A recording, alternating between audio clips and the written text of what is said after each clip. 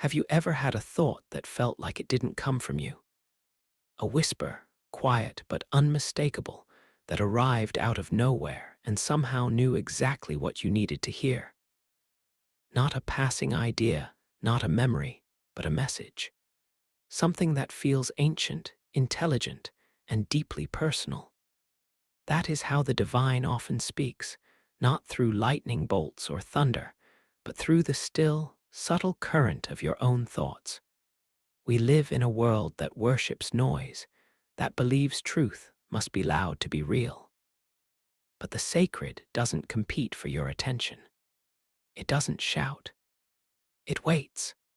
It hides behind the ordinary, within the folds of your own mind, gently nudging you toward a truth you were born knowing, but have long forgotten. The divine does not always appear in grand visions. Sometimes it arrives as a simple sentence that drifts into your awareness while washing dishes or while walking alone beneath a silent sky. You think it's just a passing thought, but later you realize it was guidance. It was insight. It was the presence of something far greater than you speaking in a language you almost missed. Your own. When people speak of spiritual communication, they often expect something external. A sign, a miracle, a booming voice from the sky. But what if the most powerful form of communication is internal? What if the infinite chooses your thoughts because they're the only place quiet enough to reach you? That moment of clarity you can't explain, that sense of knowing without knowing how you know, that is not just your mind. That is the whisper of the sacred echoing through your awareness. Thoughts are not always yours. Not in the way we assume. You are a receiver, a consciousness tuned into an invisible field of intelligence. Just as a radio does not create music, you do not create every thought you hear.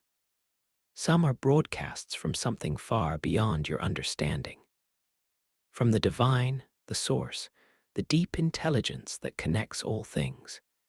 And when you're still enough, silent enough, you begin to hear the pattern beneath the noise. The most profound truths often arrive without fanfare. You won't always know you've received a message until something shifts within you. A new piece, a sudden release, a direction that wasn't there before. And if you listen closely, you'll see that the divine doesn't just answer prayers, it asks questions. It invites you inward. It waits for you to realize that you've never actually been alone. There is a moment between thoughts, a space too subtle for most people to notice. That space is sacred. It is the doorway through which spirit steps in. When you're not grasping at ideas, when you're not racing through to-do lists or reliving yesterday, you touch that space. And in it, the divine plants seeds of clarity, of healing, of remembrance. This is why silence is holy. Not because it's empty, but because it's full of what cannot be spoken. And within that silence, the divine doesn't just visit. It dwells. It watches. It speaks. And when it does, it doesn't use the language of angels or books or preachers. It uses the language you understand best, your inner voice. But to hear it, you must stop believing that every thought is random, that every mental image is just imagination. Because once you begin to see the difference between noise and message, between chatter and guidance, your entire life changes. You begin to trust. You begin to feel connected in a way that no doctrine can give you. You realize that the divine is not distant. It is intimate. It knows how to sound like your own voice, because if it didn't, you would never believe it. You would always look outside of yourself, but the truth has always been within. Not because you are the source, but because you are part of it, and it never left. Sometimes the divine uses your thoughts to correct you, not to punish, but to realign. A sudden moment of guilt or insight, not laced with shame but with love, that's a message. It says, "You're off course, come home." Other times, it comforts you. A phrase will appear in your mind, "You are safe, you are loved, you are not alone." And though no one else heard it, it lands in your body like truth. There are thoughts that vibrate differently. They don't stir the ego, they settle it. They don't inflate your pride, they dissolve it. They arrive not to build identity, but to awaken essence. And that's how you know the divine does not speak to who you pretend to be. It speaks to who you are beneath the pretending. The ego cannot hear these messages clearly. It's too busy protecting itself, too busy interpreting everything through fear or control. But the soul recognizes these thoughts instantly, not as instructions, but as remembrance. It says, "Yes, I knew this. I just forgot." And so much of spirituality is simply this, remembering what your soul already knows. When the divine speaks through your thoughts, you won't always have proof. You won't always be able to explain it to others. But you'll feel it. The energy shifts. The moment slows. Something inside softens. You feel seen, not by another person, but by the universe itself. You feel cradled in something ancient and intelligent. You may even wonder, was that just me? Did I make that up? But ask yourself, did that thought elevate you? Did it align you? Did it point you toward truth, compassion, stillness, or love? Then it wasn't just a thought. It was a transmission, a sacred reminder from the infinite wrapped in a familiar voice. The more you trust this language, the clearer it becomes. The more you honor these moments, the more they arrive. You create space. You become available. The divine does not force itself into your life. It whispers, it knocks, and it waits for the one who is willing to listen. Listening becomes a form of prayer. Not the kind where you speak, the kind where you receive, the kind where you don't beg or bargain, but allow.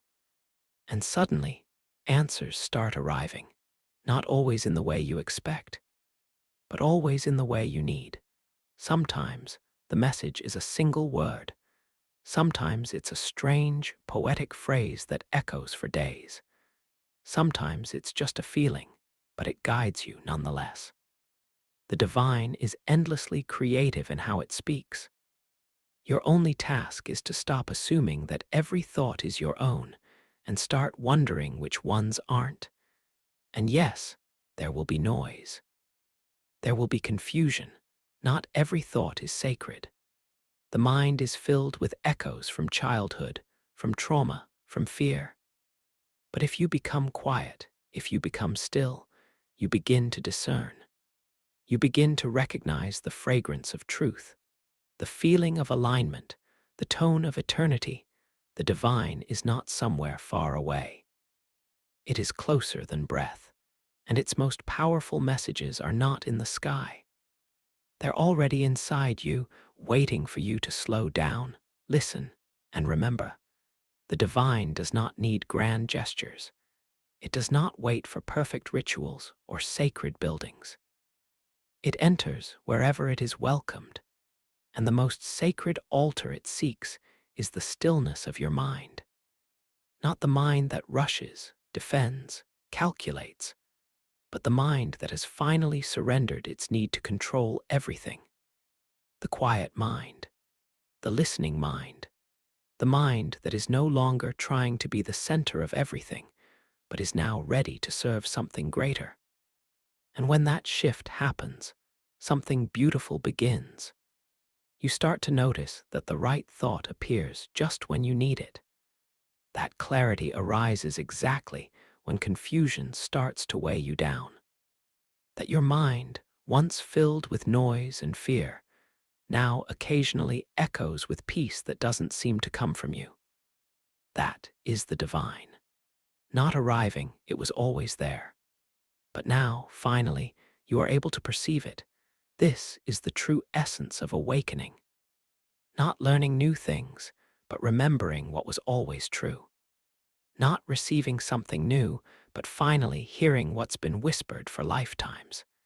There is no distance between you and God. The only distance is noise, illusion, the belief that you are separate. And every time the divine speaks through your thoughts, that illusion thins and your true nature reveals itself.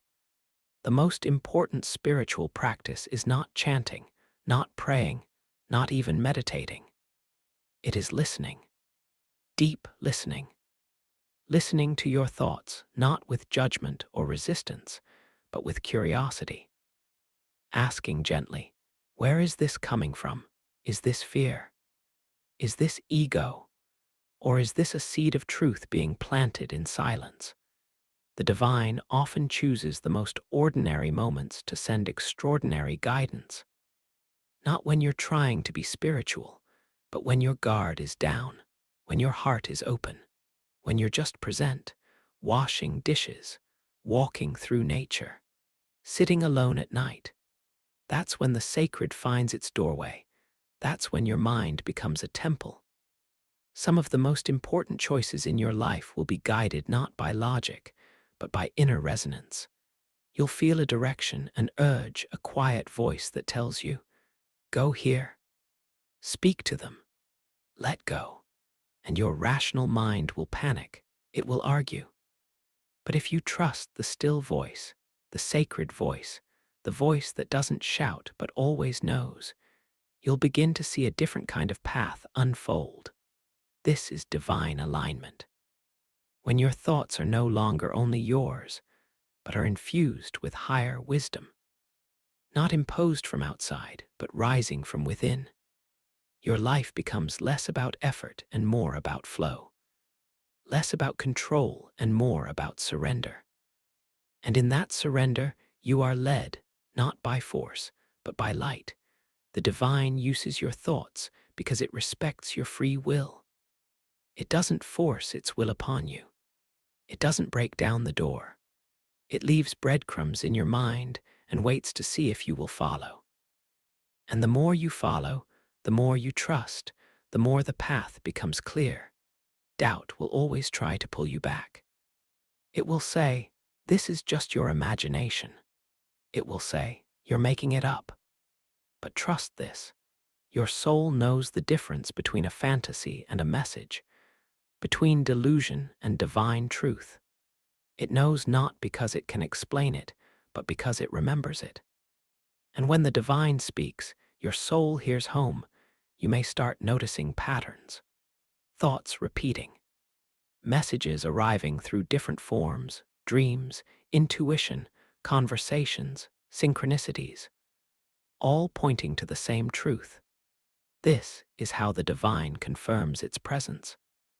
It doesn't just say something once. It echoes. It ripples.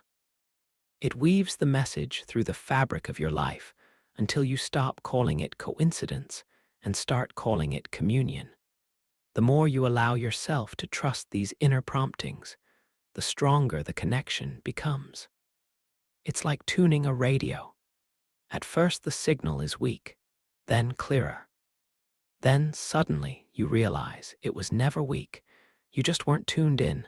This is the gift of spiritual maturity. Not that you gain more beliefs, but that you trust more silence. You stop asking for signs and start honoring the ones already given. You no longer seek the divine as something outside of yourself. You begin to live as though it's speaking all the time, because it is.